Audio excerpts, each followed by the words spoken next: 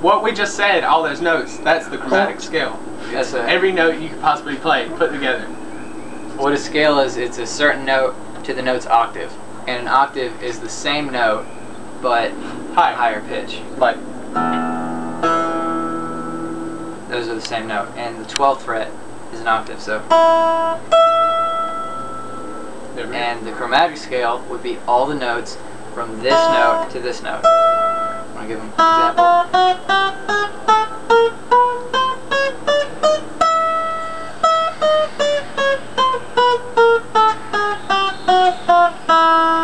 Now, that's the most basic form of a scale, the chromatic scale.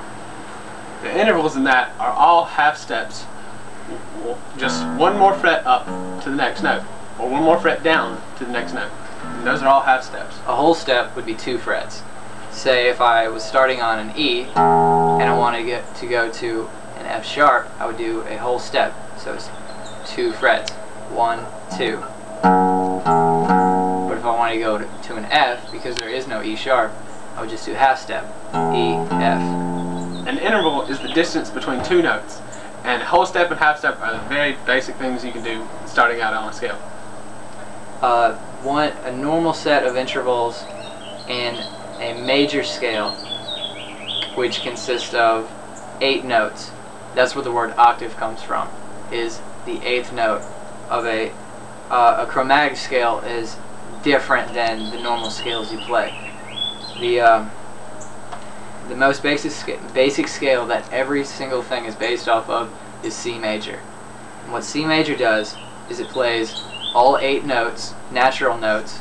A natural note is something without a sharp or a flat, and it plays all of those in the order increasing starting with a C. So it goes C, D, E, F, G, A, B, C. Now play it backwards. Alright. More in depth to see this, watch the beginner guitar lessons. This is just teaching you why. Okay. And C. And intervals for that are 1, 2, 3, 4, 5, 6, 7, 8. That's how you count it. And you try like a whole step, a whole step, a half step, a whole step, a whole step, a whole step, and then another half step. Like whole, whole, half, whole, whole, whole, half. That's how you get it. So when we say the word interval later on, it's relating to the numbers 1 through 7. You can vary those numbers and get different scales, but the C major scale is 1, 2, 3, 4, 5, 6, 7, 8 being the octave. The C major scale and the A minor scale play the same notes but in a different order. The A minor scale starts with an A, and the 3rd, the 6th, and the 7th, as I said in intervals, are flat. What that means is you take it down half step. So, for example, I'll play the A major, and then we'll convert it to A minor, and then show you that it's the same as the C major. Here's the A major.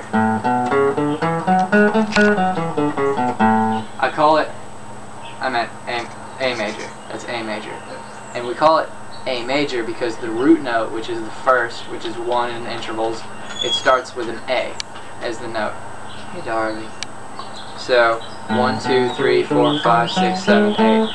If you go 1, 2, 3, and you drop this half step, 1, 2, 3, 4, 5, 6. Drop that a half step. Drop this half step. So it's 1, 2, 3, 4, 5, 6, 7. Drop that half step. 8.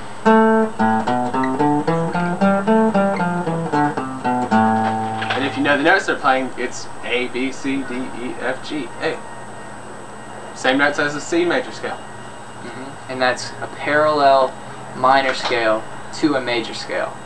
And what that is the, if you want to find it quickly, it's the sixth interval of a major scale is the parallel minor scale.